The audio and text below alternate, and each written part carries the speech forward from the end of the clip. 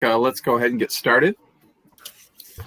Hello, everyone. Welcome to the Tuesday, April 27th, 2021 virtual board meeting. Ms. Grahowski, please call roll. Mr. Craig. Here. Mr. Estheimer. Present. Mr. Freitas. Here. Mr. Green. Mr. Lamos. Here. Dr. Pomponio. Here. Mr. Sage. Here. Thank you. We have a quorum, and if you all could help me recite the Pledge of Allegiance here. Pledge allegiance. Pledge allegiance to the flag of the United States of America, to the republic for which it stands, one nation, under God, indivisible, with liberty and justice for all.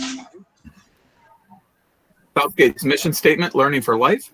Our vision statement, Southgate Community Schools, the best choice for students and parents.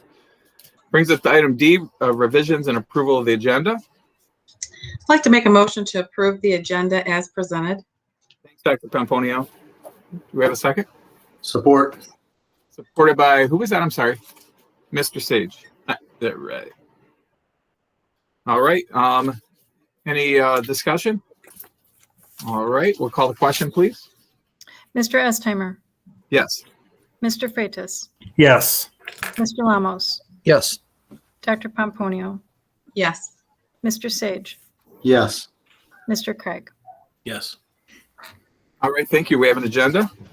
Moving down, item E, citizens' comments. Ms. Irvine, do we have any citizens' comments tonight? I do not believe so, but I will confirm. Make sure nothing else has come up.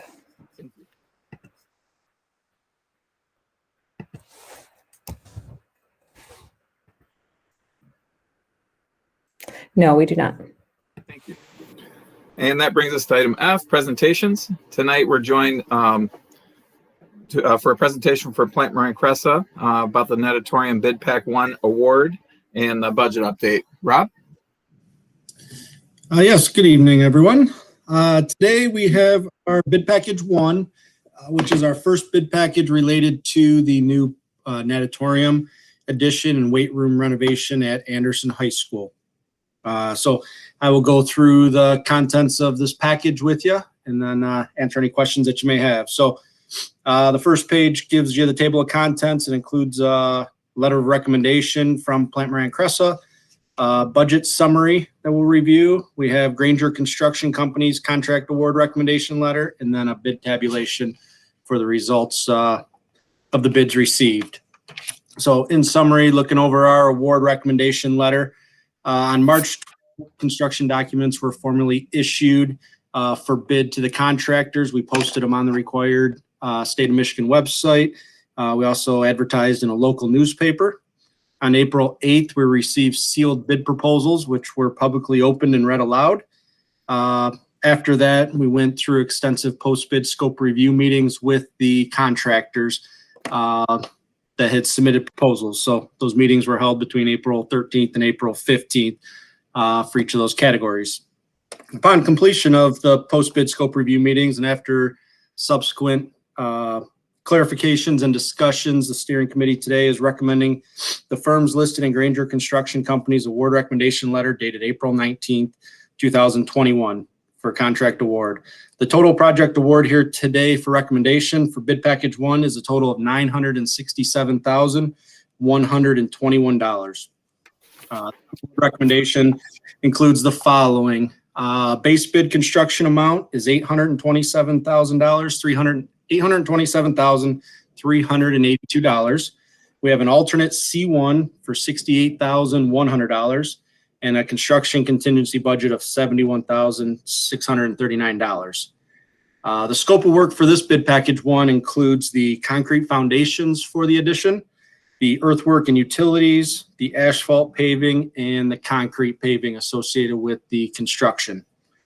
The contractors for this scope of work will have standard trade contracts issued by Granger Construction Company.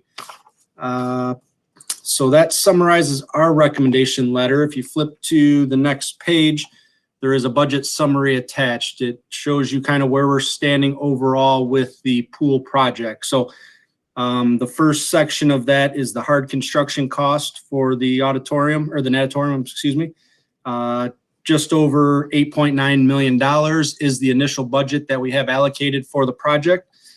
This portion of the cost is $895,482. For a contingency, right now we have set aside an 8% contingency for the project.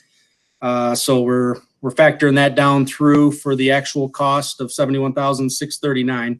So you can see our overall budget, initial budget for this is almost $9.7 million. And the total for bid package 1 at this point is $967,121. Now, I did include a note at the bottom. If you remember from our previous presentations at schematic design and design development, we did have initial budgets estimates from Granger Construction that were upwards of 11 million for schematic design, and then we were about 10.8 million at design development phase for estimates at that time. We had noted various spots where we would fund that additional cost if needed above and beyond the initial budget that we have set up for this project. At this point, we have not allocated those dollars. We wanted to wait until we actually got the rest of those bids in, which will be in bid package 2, which is currently out on the street for bid. So those bids will be coming in a couple weeks, and we'll have that. So at that time, we'll have more of a true sense of where the numbers are coming in. If we have to increase that budget, we will. So right now we wanted to hold it to what our initial budget is at this point, but we just did want to note that if we have to adjust it, we will make those based on the presentations that we had showed at schematic design and design development. So based on where we're at right now, the pricing came in actually at or slightly below where we were on our estimates from Granger. So based on that, I mean, I think overall, we're looking good for these first few packages that we were at or below their estimates that they had set up. So so far it's a good start to the project, but as you can see, we're at 10% of the way through the bidding right now. But this allows us to break ground, get things going with the site work, start getting some foundations in, some of the underground utilities, things like that here this summer that they're looking to get started next month with. So that budget summary kind of summarizes the overall cost. If you go to the next page, you have the recommendation letter from Granger Construction, kind of outlines, again, the same information kind of summarized in my letter, but outlines the work, explains the alternate C1 is for some additional work shown. There is a tie-in for some of the underground utilities we have noted as an alternate. We're kind of it's unknown at this point what the elevations are for some of those utilities. So our hope is not to have to rework those, but the alternate cost is if they are at a different elevation than what the drawings show, then we may have to do some work. So we got a price for right now. If we're fortunate enough, we don't have to do that work. We know what that alternate cost is and we can deduct it out. But right now we have it carried in with this alternate right now. So that's what the alternate C1 is for some underground civil utility work. Going through, you can see the 4 contractors listed on Granger Constructions for each of the categories. We have concrete placement, LLC for the concrete foundations. We have site development, Incorporated for the earthwork and utilities, L's asphalt paving for the asphalt paving, and GM and Sons for the concrete paving. And it gives you a breakdown of each of their contract amounts. Granger goes on to kind of explain each of the bid categories, the bid results that came in the next couple pages. And then if you look on the last page, it does show you the bid tabulation for the bids that were received. We had excellent bid coverage. We had a minimum of 5 bids in every category with as many as 11 bids in the concrete paving division. So excellent bid coverage coming in with those. Going through the post bids, we were able to recommend here all the low bidders except for in the concrete foundation category. We are recommending concrete placement as the second low bidder, as the lowest responsible bidder, that is. After scoping out Clark Construction, there was some scope items that they did not have included relating to the depth of the foundations. And there was another item as well, too, that regarding forming the foundations that they did not have included. They had interpreted the drawings a little bit different. and it was not per the design. So we ended up having to go to the next bidder because they could not accept their bid as bid. So that kind of summarizes the categories that we have here today for bid package 1. If you guys have any questions, be happy to answer them for you. Yeah, I'll open up the floor to whomever would like to ask Rob any questions regarding this bid. No questions? All right. Thank you, Rob. Appreciate it. Thank you. No problem. Thank you. All right. Item G, our superintendent update. Yes, I want to update on a couple of items. First, just as a progress report on some of the approved purchases that the board has made over the past few months, where there is a unit on top of the field house that is scheduled for repair and heat, and that should be installed this next week. Mulch, Allen is fully mulched now, as well as Ford Line. So if you've had a chance to drive by there, haven't, do so. It is really remarkable. The kids are loving it. The new slide is at Allen, and the new tube slide, and they cannot stop going down it. So it is like a whole new playground for them, and they are having a great time. So if you get a chance to go see it, do it. Next week, we have Teacher Appreciation Week, and I would be remiss not to highlight that this year has been tough for everyone, whether you're a parent, whether you're a teacher, whether you're a student. No one has had an easy year of it this year. And, teachers who taught remotely and had their own kids in school were teaching students while teaching their own kids. Everything that they had always known in teaching, they were doing now standing on their head or doing it, jumping on one foot. It was a tough year. And my hat goes off to all of the teachers who have pulled it off and have pulled it off in Southgate in some remarkable ways. I continue to hear from parents who say, wow, my teacher is really the best. And it really goes to highlight the, I think, number one resource that Southgate has, which is its teachers. And that as a best choice for families and students, it's the teachers that draw them. So thank you to Southgate teachers. You're amazing. And thank you to our administrators who, I know this isn't officially Administrator Week, but I think that got passed by in March. Often it does slide by. They also have done some remarkable things this year in making sure that the schools were set up for receiving in-person students, and they did it very, very quickly and did an outstanding job. And to all of our support staff, you've been there as well for the students and to make it all happen. So a big thank you to everyone who works for Southgate Community Schools. And that's my update for today. Thank you. Item H, Barbara's here to give us a finance update. She's going to take a look and update us on the budget timeline for fiscal year 22.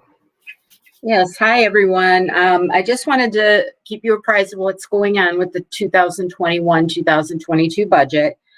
At this point, I'm looking at a finance committee meeting on May 11th to go over the broad overview items in the budget.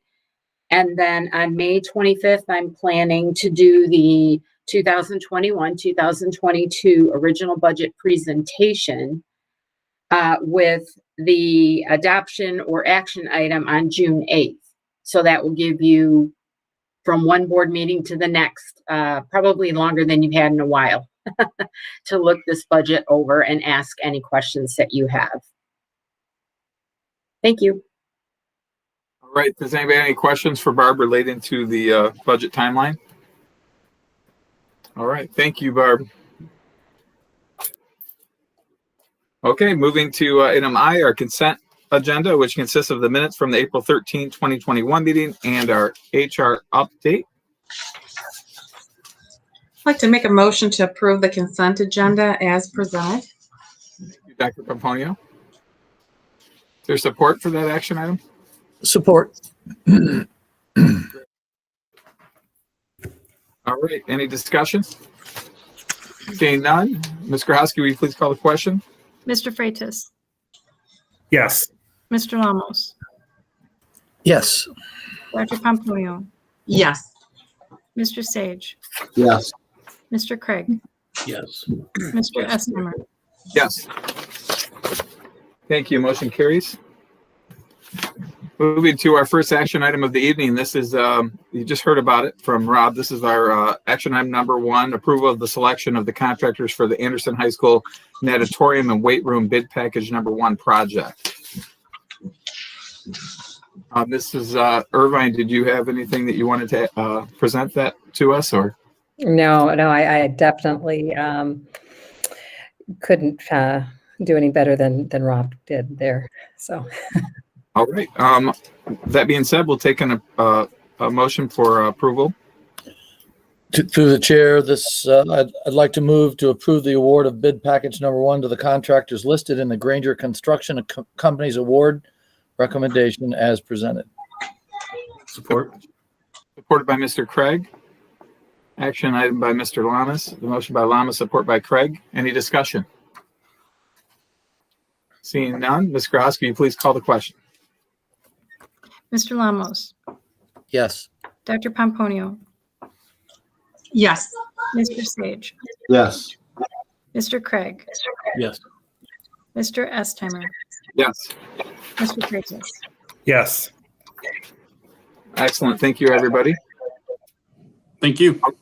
All right. Action item number 2. This is approval of the tentative agreement with SSEPA. Ms. Irvine? Will yes. you be presenting? Yep, I will. I am pleased to say that the Board of Education and the SSEPA unit, which is the Southgate Special Education Paraprofessionals Association, has reached an agreement for the 2021 school year. And I want to say thank you to that group for their professionalism and commitment to the district and the hard work that they put in the relationships they form with the students that they support. And there are many parents who will tell you that the support that their children receive in the classroom is pretty remarkable. So I want to say thank you to those that are in that group and how excited I am that we have reached this agreement. Any questions for staff? Seeing none, I'll accept the motion for action item number 2. I'd like to make a motion to approve the tentative agreement between the Board of Education of Southgate Community Schools and the Southgate Special Education Paraprofessional Association for 2020 and 2021 school year. Thank you, Dr. Pomponio. Do we have support for that motion? Support. Supported by Mr. Sage. Any further discussion? Seeing none, Ms. Groskey, I did. I'm sorry, go ahead, Dr. Pomponio. I apologize. Couldn't see you. No, I just wanted to say thank you, and we appreciate you to all the paras out there who work hard and who are sometimes overlooked and underappreciated. So thank you again for your service. Thank you. Ms. Groskey? Mr. Lamos? Yes. Oh, Dr. Pomponio? Yes. Mr. Sage? Yes. Mr. Craig? Yes. Mr. Estimmer? Yes. Mr. Freitas? Yes. Thank you. Motion carries. And I echo what Dr. Pomponio said. Appreciate you. Moving on, action item number 3, the approval of the tentative agreement with BESSS. Ms. Irvine? Yes, I am also pleased to report that we've reached an agreement with the Beacon Educational Specialists of Southgate Schools for the 2021 school year. And as with our SSEPA group, I want to say thank you to the work that they do on a daily basis. Their commitment is strong and their history with the district is strong. And I want to say thank you to them and their support for the program and their professionalism as well. So I am pleased to bring that forward. Thank you. Any questions for staff? All right. And we'll take a motion for action item number 3. I'd like to make a motion to approve the tentative agreement between the Board of Education of Southgate Community Schools and the Beacon Educational Specialists of Southgate Schools for 2020 in the 2021 school year. Thank you, Dr. Pomponio. Do we have a support for that? Support. Supported by Mr. Sage. Any further discussion? All right, seeing none, Ms. Krahowski? Dr. Pomponio, Yes. Mr. Sage, Yes. Mr. Craig, Yes.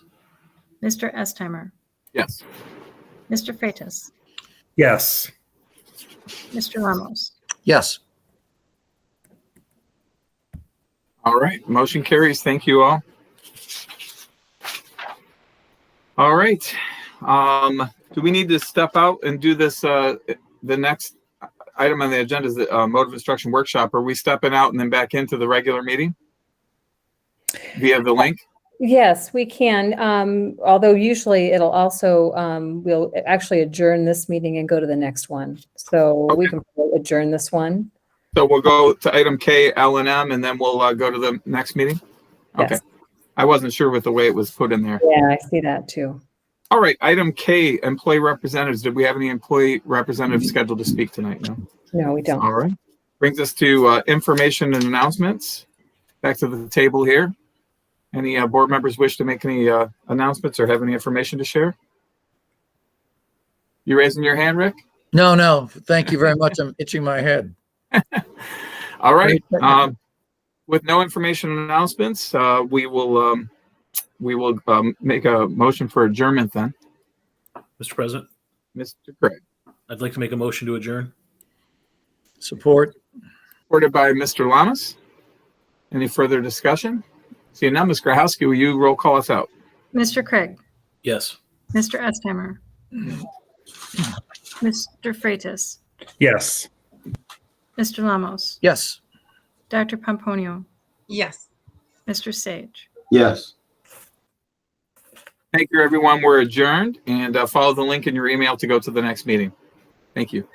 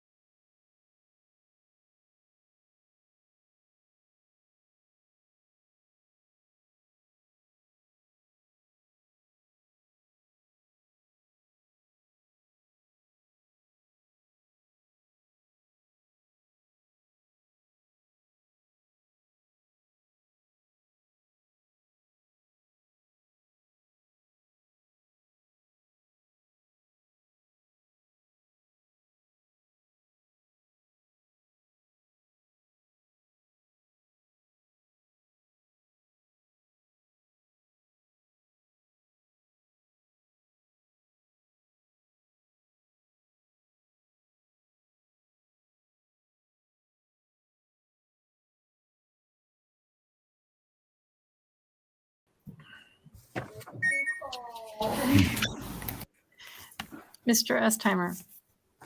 Here. Mr. Freitas, Here. Mr. Green, Mr. Lamos, Here. Dr. Pomponio, Here. Mr. Sage, Here. Mr. Craig. Here. All right, we're here. Dr. Or Ms. Irvine, I've just had somebody, citizen text me. Is this instructional or mode of instruction workshop public? Yes. Oh, yes. Yeah. Because she didn't know, she said that she didn't see a link. No, it's all one link. They It's just follow along. Yeah, it's us that has the two. We have the two Okay. links.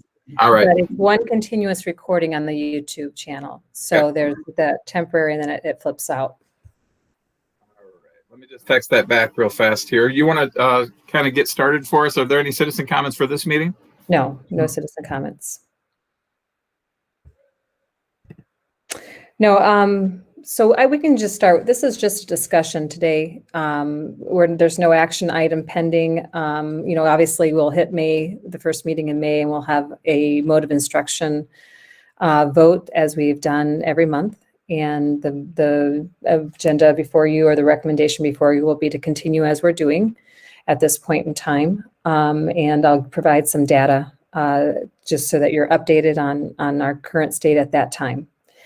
But I think it would be a really good idea for us to start talking about fall 21, 22, because districts are already starting to talk about what they're going to do. And in February, March, the plan was that we'd have two options. It would be in person or it would be virtual, and that we would likely eliminate the remote option. Of course, at the same time that was said, we all understood that who knows what the actual positivity rate will be and the situation will be at that time, and we'll always have the option to change. We're scheduling for in-person with the idea that if we decided to do a concurrent hybrid the way we've been doing it, that can be changed all the way up until very close to the start of school without any changes in individual schedules. So there's not a big problem, structurally for making that adjustment later on. But there are a few things I think that we want to talk about a little bit, and I'm going to go ahead and give this another shot, because I know that, here we go. All right, can everyone see this? I can't hear you, so Yeah. I can't see you. So yes, okay. Yes, Great. I can see. Great, thank you.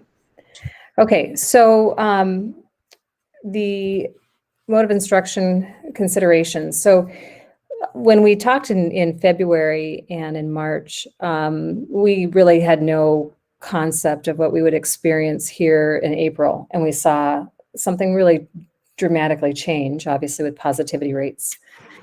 And it's easy to get sucked into thinking of these, changes in school year as being these really defined marks of time where there's this large amount of time, these months in between spring and fall. But the reality is we're really only talking about maybe 8 weeks, 10 weeks, 12 weeks.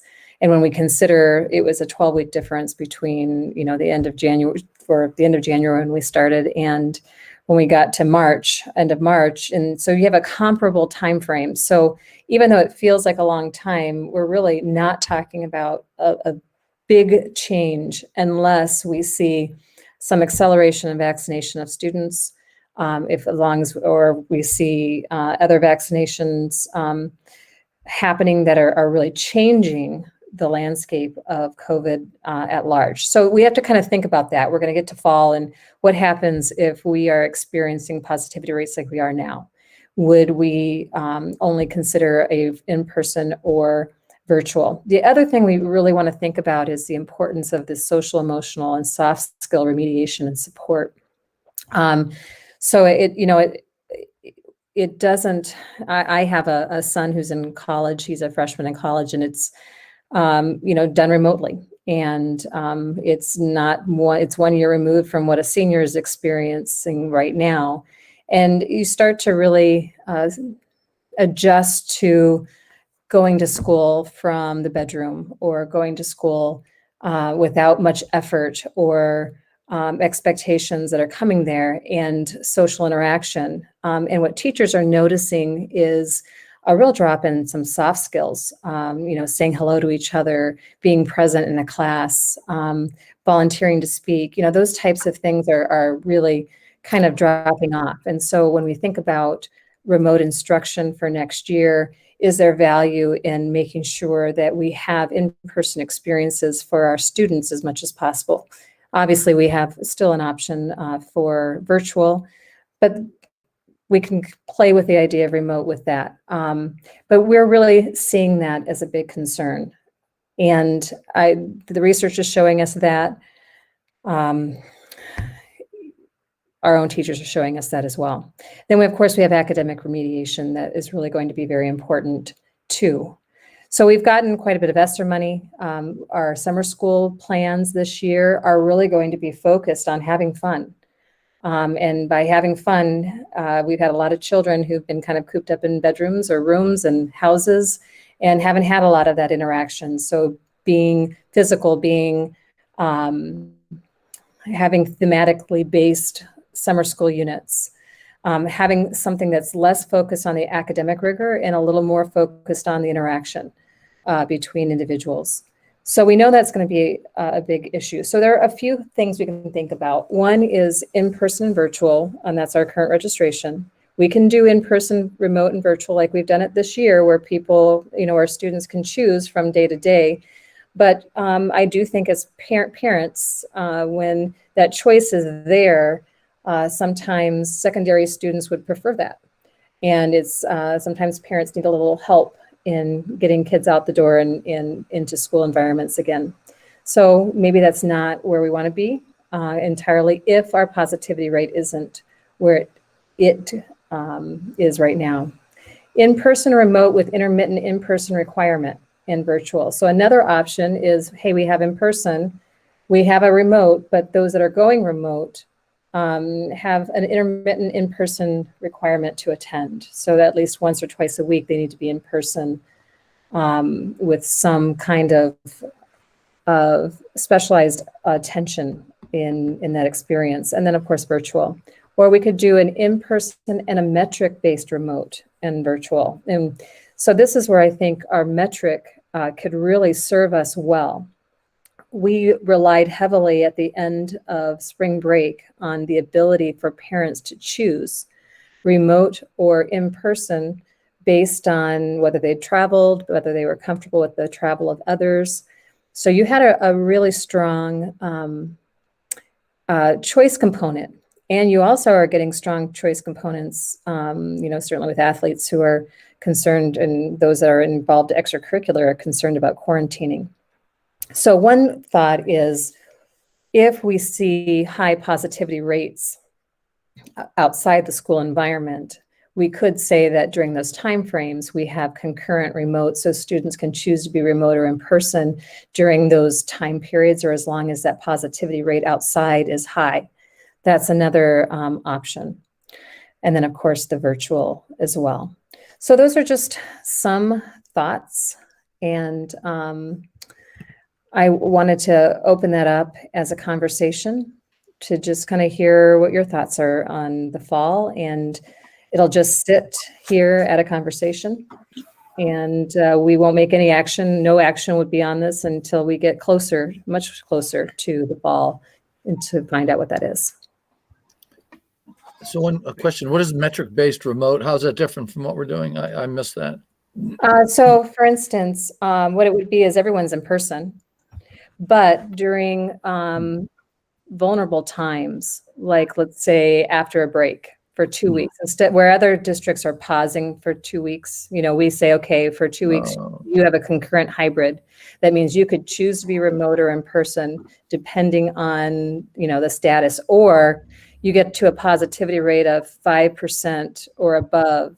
And now you're dealing with families that have this enough that quarantining is a big issue. And now we need to have that option, instructional option for our kids. And so we say, if it's 5% or above, we have a concurrent hybrid option. So you can be remote during that time or in person during that time. But if the positivity rate is very low, if we're in the 2%, 3%, then it's just in person. There isn't a concurrent hybrid. It's just you're doing a traditional year. So that's another way. You're not looking at it as a kind of a year to year, a summer to June kind of arrangement, but intermittently and strategically placed to mitigate what might be the impact of COVID on families. So that's a thought. So we would have to set a marker that Right. we would agree on, that we think would be a safe marker to Right. yeah. All right. Okay. Thank you. So I have a question with the in-person, remote, and virtual. If there happened to be some concern but didn't reach that level, and you had a parent or student that said, well, I'm in person, but it's kind of scary. I want to go remote or virtual. Can they do that midway through the term if we said virtual, in person, and remote? Yeah. Yeah, I know. It's kind of, with all those options, it's really easy to, we'll probably have to start naming them something clever to keep them separate. But so if you had, obviously we have virtual. So if someone didn't want to be a part of that whole, back and forth thing at all, they have the virtual.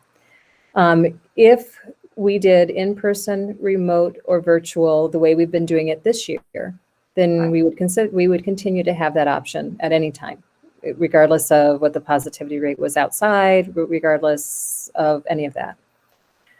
If we say, okay, we'll go ahead and do that, but we're going to have a few in-person requirements to help kids kind of adjust to coming back to school.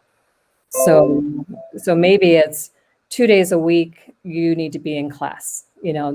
Just 2 days, you can be out the other 3, but we need to make sure that we have eyes on you. And by eyes on you, just making sure that you're doing okay, making sure that you're connected, your technology is working, you're developing and strengthening the social components of your education and of the structure of school too. Right.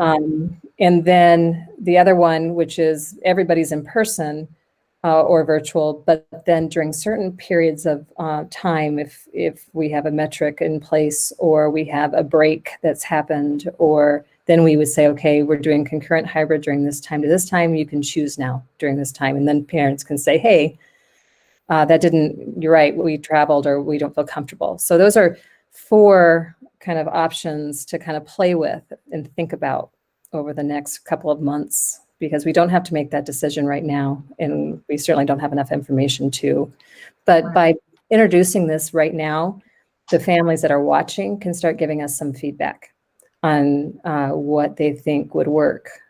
So I wanted to make sure those were introduced to you at this time so families could say, I like this idea. I think this would work. I don't like that. And I would encourage families that are watching right now to provide us with some feedback. Email me with some feedback, or board members, and certainly. Sounds good. Thank you. Thank you, Mr. Craig. Thank you. I'm going to start off. I got a question for Ms. Irvine, and then from there I'll kind of go into my thoughts on where we are and what I think we should be doing. What is our ability? And I guess before everybody gets all excited and jumps up and down, what's our ability to require vaccinations from our staff and from students? Are we legally allowed to require that? No, not at this time. Okay. Is there something holding that up? Is it an emergency order because I thought we did require vaccinations for students. The vaccinations that we require, parents can waive. They don't, the requirement only goes so far as we expect you to have them, and we only will enroll you if they have them. But if you sign a paper to say you waive that, then that's fine. That's all you need to do. So in terms of really enforcing that, and at this point, they have not put the COVID vaccine on that list of required vaccinations for enrollment. Okay. And what about staff? We can't require staff. Well, as a governmental agency, the requirement of our employees to have that, that's the government acting. So right now, I don't think it's been tested. I don't know of any public entity that is requiring all of their individuals or employees to be vaccinated. So we can get a legal opinion on whether we can do that. I would say that we probably can't unless we have a rational basis for that. And by rational basis, meaning, are you in a high security area or something along those lines, where the interest of vaccination is higher than the interest of your privacy. But as public employees right now, I don't know of anyone trying to do that. And I'm sure if we did, that would be really quickly tested. Sure. I was just curious about what our abilities were, if there was any kind of necessity or anything. So, I guess more specifically to mode of instruction, I guess and I know it's very early on, but I think I would want to probably look at a model where we're using the remote instruction all the time. I mean, it's kind of a muscle that we've developed, and I'd hate to lose it. I know we developed it for purposes of COVID, but I think it's going to be a valuable tool for years to come for all kinds of purposes. I mean, whether a family has to travel for some reason, then you can say, hey, I'm going to have my kid attend remote, not have to miss a day, not have to catch up on something. It's as simple as turning the camera on and they can participate just like they're sitting at a desk. But if a family has to travel for something, or if a child is sick for any other reason, colds, flus. I mean, we've been fortunate this year that, at least in my family, I can tell you, I no sniffles, coughs, colds. So, and I attribute that directly to, the environment of not being shoulder to shoulder with so many other kids. How many times have you seen that, right? This kid gets the attendance award, and then every other parent looks at each other and goes, how many kids did that person make sick because they went when they had a cold or a flu, or you know what I mean? So I think this is a muscle that we've developed, and I'd hate to lose it. And maybe we would get people a little bit more readily available to stay home if they have a cold or a flu or a sore throat or something, and they can stay home. They can not miss their classes. They don't miss a beat. And they come back in 2 days when they feel better. I do like the idea of so again, just to kind of remind everybody too, virtual is not a new thing. We've always had, or at least since I've been here, I remember we started it. So we've always had for 6-7 years, we've had some model of in-person and virtual, whether it's been Atlas or I think it's had a couple other names over the years, but so that's not a new thing. But I think using this remote option is definitely a useful tool that could be used whenever a student needs it. I mean, it's a very professional thing. I think we're adapting to the needs of all the people out there and saying, hey, I need to be able to attend my class, but I also need to not be there because of something. And I think this technology allows us to do that and have students not miss anything, catch right up. So I would definitely be interested in keeping it. But I do see the point of, if somebody said, oh, I want to be remote all the time, requiring some in-person. If there's no good reason for them to be remote, then yeah, they think they need to have options where they can come in. We currently, Jason or Mr. Irvine, we currently only at the secondary is allowed to have that remote option, correct? Yeah. Right. And I think if we decided on a metric-based, we may consider doing that across the board, because we would consider that only to be a temporary thing. Right. I mean, that's a possibility. That way we eliminate the issues in elementary students, missing out on that too. That's definitely been a tough one where we're bouncing back and forth into remote and where teacher changes, and that's not a good plan either. But I think it's really important that even if we continue with a remote variation, that we're considering that this is an in-person class that somebody is participating remotely in. That's different than this is a remote class that some kids are showing up in person for. And I think that the way right now is happening where, we've had families that have said, hey, I don't feel comfortable being here because of this positivity rate. And you've got a high school you have a high school attendance right now at about 18%. Right. So what does that force you into doing? The teacher now is really running a remote class, and we just have a kid this happens to be physically present for it. And so we have to flip that. That can't be, if we do a variation of remote, it has to be that somebody's participating remotely into an in-person class that is taught as an in-person class. Right. Because the hands-on, the interaction, all of that is just an absolutely vital part of that instructional experience. that we can't keep our in-present kids away from. And I think that has been one of the big successes of our elementary right now, is it's being run like an elementary class. It's not being run as a remote class, but I do think that parents have noticed that too, when it comes to their secondary. But Mr. Sage. Mr. Ramos, you're next. So in regards to Jason's statement, I agree. I wanted to definitely keep a remote. In my thought process is keep the remote. I can tell you that from what I've seen with my little guy, and I'm sure my middle school students face-to-face, they're learning much more face-to-face, at least from what I can see with my kids. So I'd love to see a face-to-face and remote option. If we make the requirement for the face-to-face, whether it's twice a week or how hard is that going to be to regulate for the teachers? So for instance, like if a kid's going out of town and he can go on remote, is it they've got to show up twice a week? Is it specific days that they've got to show up? Is it a monthly? They got to show up 4 times in a given month. Those are parameters. I mean, I like the fact that the kids and the parents have a choice of, in-person or remote, but then I guess with the elementary, it doesn't go across the board.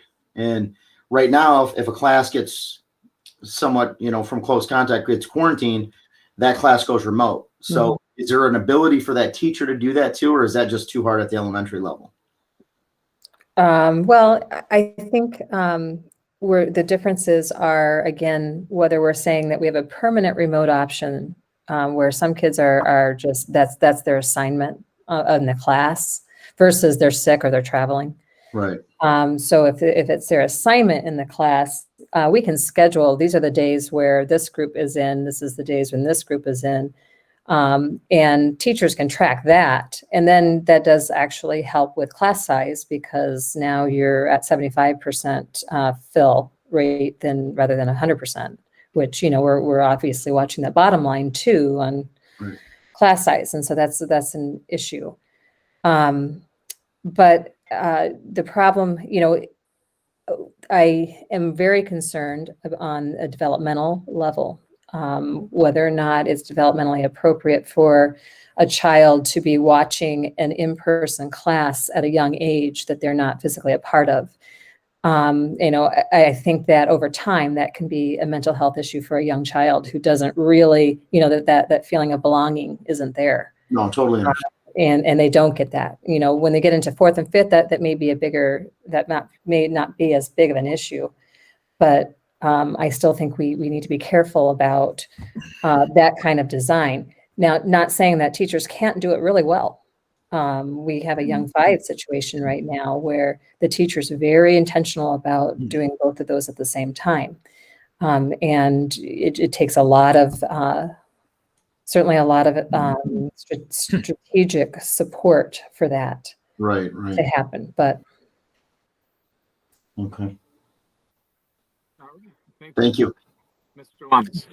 So I just on Jason's comment and a little bit on Sean is, if we think that a little bit, forgetting the COVID component of the remote issue, but if I'm thinking of a mathematics orientation or statistics, and I'm thinking of an offsite opportunity where we could use remote learning coaching for engineering applications and building a bridge, some veterinarian application at a farm. That was an extension of normal curriculum. So what I like is the idea of being creative about how we use the remote capability to add content that we could never add in a traditional classroom.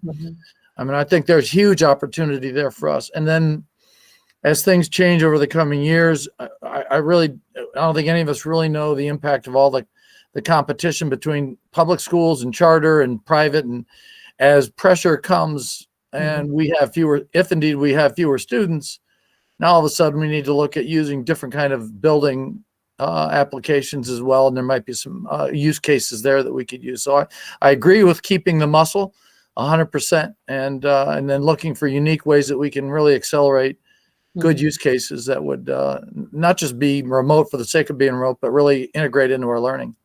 Does that make any sense? I know I've never talked. Great points. Absolutely. Yeah. I'm just sitting here dreaming. Now, Tim, can I go back? Yeah, One please. thing I want to say, I'm not for just going remote. And I only want to say that because if the numbers are, you know, if the case numbers are low, I do think the kids should be in school face to face. You know, just mentioning that because I'd much rather see them all face to face if we weren't in a pandemic right now. Mhm. Any other discussion? What are the numbers right now today? The positivity rate? Yeah. Yes. One moment. I did not check that one.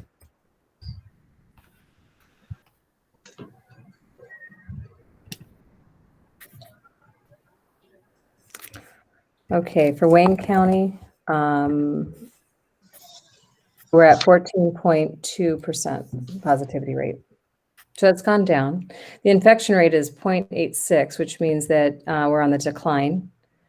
One case is infecting 0.86 of another person versus 1.3, something that was happening right around April. So that's changed. Our daily new cases for Wayne County, 55.4. So that's the average rate out of 100,000. So we're still high, very, very high. Any other You're at discussion? 20% just a little while ago. Yeah, couple weeks not that ago. high. Yeah. Right. So it is going down. So who knows? I mean, we'll see if this is a wave that just now hit Michigan and is kind of going across the nation, or is that, do we have another one coming? We'll find out what happens with summer for sure. Treasurer Craig. So yeah, just again, kind of like I was saying, is I want to be in a position though, if we get into the fall, if we have a positive case, and then that affects how many students those students, okay, you're quarantined for 14 days. What's their option going to be if we don't have a remote option? I mean, what if it's just 3 kids and those 3 kids have come into contact with 10 others each? That's 30 kids that are without an opportunity because they can't go into the virtual room. Virtual is already something else. And if they can't come into the classroom, I think we're going to be hurting, saying, okay, you have to stay. What you're going to find is we're not going to know those 3. They're not going to tell us that they test positive. They're just going to keep showing up and hope nothing happens. Because when you take those options away from people, you kind of make them scramble. And I think it's important that we have some kind of a remote option. But again, I think this extends to lots of other things, whether it's the flu or chicken pox or whatever. I think it extends to many things that we're making some kid not come because they're not able, because they're going to affect other kids. We give them that option to say here. And I agree 100% with the other comments. Is you're right. It's an in-person class that if for some reason you have to miss, we give you an opportunity to not miss out. And I think that's kind of what we should be using this tool for. And again, whether that's COVID or some other reason, be able to extend those opportunities. I'd like to, if you don't mind, Dr. Baker Herring has a really nice comment, I think, and I don't know if she wants to, if you don't want to make that comment, I can make that comment on your behalf. Obviously Dr. Baker Herring is instrumental in much of the curriculum development at this point, and the social emotional learning pieces that we're monitoring and surveying and experiences. So if you'd like to comment on what you're seeing. Yeah, I think one of the things with me sitting in on 6 through 12 MTSS, so monthly we meet with the Davidson team for supporting our struggling students as well as the high school team.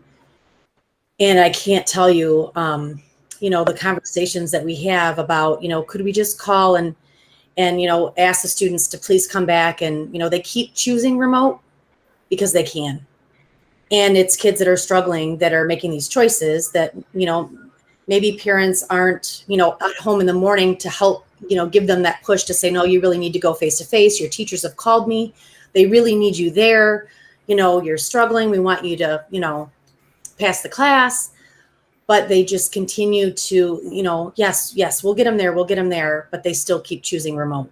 And so it's really, and I mean, I'm sure you all have talked to teachers that are experiencing this, but especially at the secondary level, with that option, they just aren't thriving. They're continuing to choose remote when we really need them face to face, to have them there, to give them that extra support, that nudge. Even though the teachers are nudging the heck out of them, by virtual conversations, Google Meets, emails, it's just, it's a real struggle. Thank you. I think that you bring up a good point because, now that we have that option, or we may continue to have that option, a lot of workplaces and career opportunities are going that way and they're staying that way. But I think that we should have a system or a process that we can monitor those students so they don't fall in between the cracks of this, because there's going to be a fine line between them not wanting to go because of COVID and getting used to losing that momentum and just saying, okay, I'm doing better at home. They're losing something there. So we got to have a way to, I don't know how, either with the teachers or meetings with the parents, but definitely I see your point, Dr. Baker-Herring. Mr. Sage? Yeah, just Dr. Baker-Herring's point, is there a parameter in place that we could put in that, I hate to even say it or have it there, but, whether it be a doctor's note or some type of form that either the parents are signing off and are the parents not aware, or the parents at work and the kid, I don't know if there's some type of parameter, but I think there's value in both. Obviously, I want my kids face to face as much as I possibly can, but I do see the value with having the remote option there for the purposes like Mr. Craig said, for sure. And I mean, I can tell you administration, counseling, social work, MTSS coordinators, I mean, they're doing everything they can to reach out to whoever they can reach out to try to convince that student that they'd be better in a face-to-face setting. And it's just a struggle. But, just what Mr. Lamos said, I mean, I'm a huge supporter of, let's think outside the box. We want to transform education. This is our opportunity. How could we really use these to expand the offerings that we give our students, but yet still keep the ones who need to be face-to-face with us for that extra support? So it's a fine balance. And I'm hearing from some parents that they've had students who had straight A's, and since COVID, they're having a real struggle. Their students are back in school face to face, but online, with all that time that they spent remote, they're having a hard time transitioning. And those A students are now getting D's and struggling to keep credit in the classes. So that's something we need to look at too, with how do we, well, I don't know what's in place now, but how do we grade those students? Are we going to pass them to the next grade? Or are we going to, I'm not sure what's going to happen because they're struggling. I mean, we do have some opportunities in place for students who are struggling to recover, credit recovery for, during the school year as well as in the summer at different levels. So that we have a few different levels of opportunities for credit recovery. So I know everyone's working hard to kind of get those students on the right track and direct them to their needs for the summer. And hopefully they'll, take those opportunities to recover those credits. All right. All right. I think that we heard from both sides of this. Jason, you want to make the last statement here? Sorry, yeah, just one more point. I think it's naive to, and I don't mean this as a challenge, but I think it's naive to believe if we take away an option that people aren't going to go find that other option in another district. I mean, I understand. I also want kids to do their best. I want them to thrive. But if in every face they're told, you need to do this you need to do your homework to be successful. You need to study to be successful. You need to attend to be successful. And they don't. Taking away those options, I don't think is going to be a solution. That's just my opinion. But I am in favor of an in-person option or an in-person requirement with a remote opportunity. I guess that's my take on whether it's a percentage of time, whether you say, hey, once you hit the 20% mark, you can't be remote anymore, without a valid, medical thing. I'm okay with that. But yeah, I think if we take away options, we're only going to lose kids to other districts. Well, you make a great point, and that is one reason why I wanted to put this on, is to make sure that our community knows that we are considering a remote option, so that we don't have families that are looking at other districts that they think will have one. Because you're right, that will be another point of departure if we don't offer the option. So that's part of the consideration too. Thanks, everyone. Hey, Ms. Irvine, could you please share that presentation with us? Sure. Thank you. All right. So the next area of discussion is Board of Education meetings. Our ability to go live and in person versus virtual, or some type of combination of both. Would you update us on where we're at with that, both legally and as far as technology is concerned? Yes. So right now, pretty much districts can decide to be in person or remote or virtual. So because the Wayne counties decided or established or called a state of emergency, we can be virtual at this point in time, and board members can still participate remotely as well, in a hybrid kind of model for them. Or we can meet in person exclusively, and we are not now bound by the space gathering or the gathering restrictions that are there for the public. So you can really do it either way. But we are still working with City Hall to make sure that a board member who decided that they wanted to be remote, as they are legally allowed to do at this time, could do so in a manner that would allow him or her to be heard, or and to hear what's going on. Right now, our tech department is working with the tech vendor at City Hall to find what that solution is. Currently, City Hall Council they're meeting exclusively virtually. Have decided to do that at this point, according to Dustin. So my discussion with him, that's where they're going on it at this point. City Council all decided that they wanted to do that.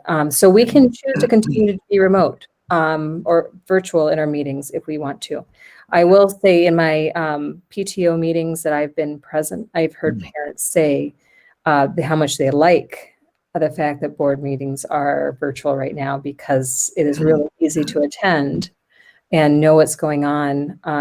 This is quite the answer to every educator's dilemma, which is, how do we get parents in schools and in meetings? And we've had more participation in meetings this way than we ever have. We've been able to offer our parents that choice since 2016, though. There's always been a YouTube option after the meeting. It's broadcast. So it's not that that opportunity wasn't there for the community before this. It's just that we're doing this live stream as opposed to a taped rebroadcast. I mean, I personally would like to go back in person. I want to be careful that we're not making any decisions here, but I'd like to hear the opinion of the board as to how you feel about this. I know that we've just heard that it's based on technology at this point. So, keeping in mind that we can't do it tomorrow because we need that two-way form of discussion between board members. We couldn't do it tomorrow, but the last time that I took the pulse on this, I think we were all pretty much ready to get back. But I do want to make sure that we have that option available to go hybrid in the event somebody's sick or can't attend. And right now, legally, we're allowed. When is this order allowing this? It expires fairly soon, I thought, is when the board members can attend for this reason. And then after that, it's like military and, there's December 31st. Oh, so this goes through the end of the year? Yeah. Okay. All right, I'll open the floor up for discussion.